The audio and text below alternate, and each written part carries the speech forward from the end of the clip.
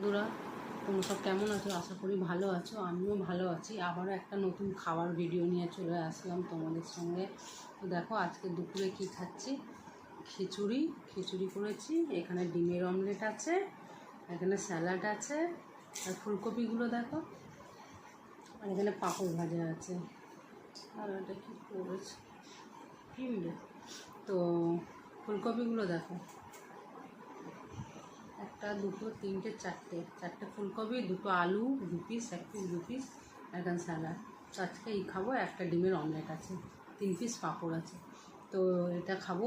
তোমাদের যদি ভিডিওটা ভালো লাগে লাইক কমেন্ট শেয়ার করো, চ্যানেলটাকে সাবস্ক্রাইব করে নিও। তো পুরো ভিডিওটা দেখো বন্ধুরা। চলো খাওয়া শুরু করি, তোমরা ভিডিওটা দেখো।